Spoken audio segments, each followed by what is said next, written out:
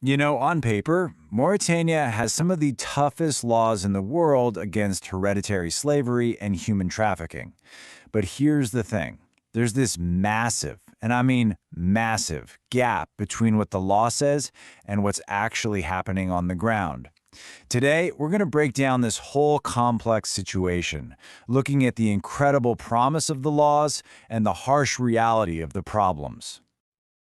Okay, so here's how we're going to tackle this. First, we'll look at the impressive legal framework Mauritania has put together. Then, we're going to dig into why it's just not working the way it's supposed to. After that, we'll walk through a pretty detailed plan for change, see who needs to get involved, and finally, figure out how you'd even measure real, actual success. So let's start at the beginning. It all starts with the promise. Before we can really get into the weeds on the problems, we have to understand the powerful legal foundation Mauritania has built, at least on paper. This right here was a huge deal. Back in 2015, the government specifically made hereditary slavery a crime, and this is a practice that's been woven into the fabric of society for centuries. And these aren't just slaps on the wrist. We're talking serious prison time, 5 to 20 years. It sent a really clear signal that they intended to stamp this out. And it wasn't just a one-and-done thing. You can see a clear pattern, or real momentum building here.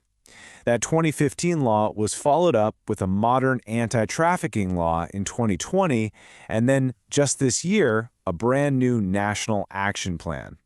It really shows a sustained push, at least from a legislative standpoint, to get a handle on this. And these efforts are getting noticed internationally. The U.S. State Department put Mauritania on its Tier 2 list. Now that means they don't meet all the minimum standards yet, but it's an acknowledgement that they're making significant efforts. But, and this is the big but, what do those significant efforts actually look like in the real world? And that question brings us right to the heart of the matter. We've seen the promise, what's written down in the law books. Now let's talk about the enormous gap between those laws and the reality people are facing every single day. This is exactly where the whole system just falls apart. The law is crystal clear. These cases are felonies. They must be tried in special anti-slavery courts. But what happens on the ground? Way too often, local officials push for these illegal, backroom financial settlements, completely bypassing and undermining the entire justice system. And look, these aren't just a few isolated screw-ups. We're talking about deep, systemic failures. You've got officials who just flat-out refuse to investigate. You have a total failure to properly screen vulnerable people, to even identify who the victims are. And then, and this is just a cruel, unbelievable twist, survivors of sexual violence are sometimes prosecuted themselves for crimes like adultery. Throw in underfunded courts, and what you get is a culture where traffickers basically know they can get away with it.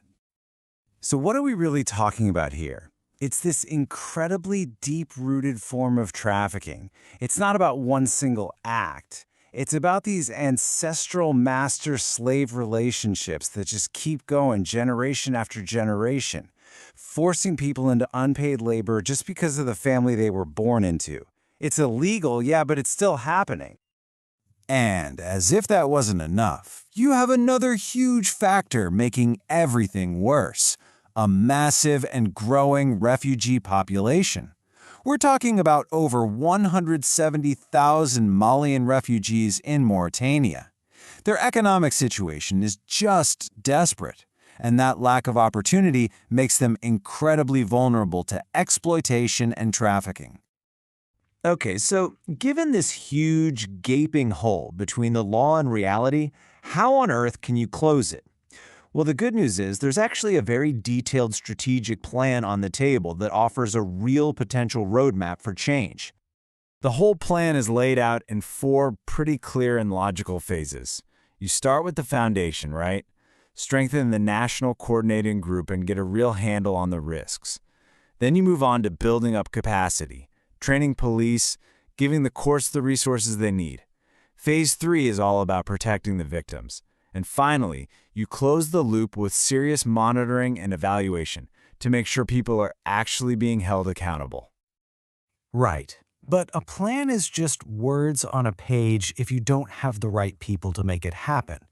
So, who actually needs to be at the table for this to have a shot? Well, it turns out it really takes a village.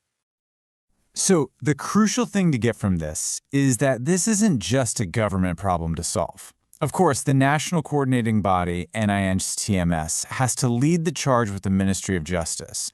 But just as important are the NGOs on the front lines, providing direct help to survivors. Then you have the international diaspora, who can be a huge catalyst for funding and expertise.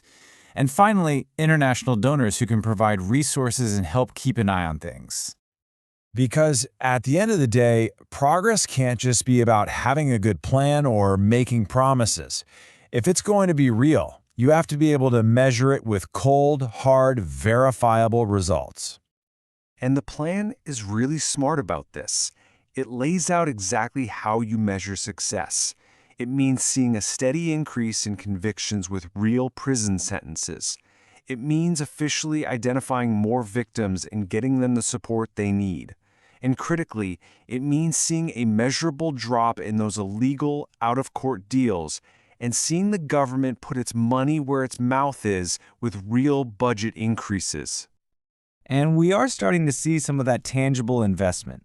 This number, about $200,000, is what the government has put into the National Victim Support Fund, and that money is used with NGOs to give direct help to survivors, helping them get back on their feet. And you can see that financial commitment right here in the courts too. I mean, check this out. The budget for these special anti-slavery courts has literally doubled in the last year alone. That is a critical step, a huge step, toward giving the justice system the teeth it actually needs to work. So it all comes down to this one single question. The country has a solid legal map to justice. It's got a detailed action plan. The key players are all there. But does it have the collective will, the political will, to actually follow that map and overcome all those deep-seated barriers?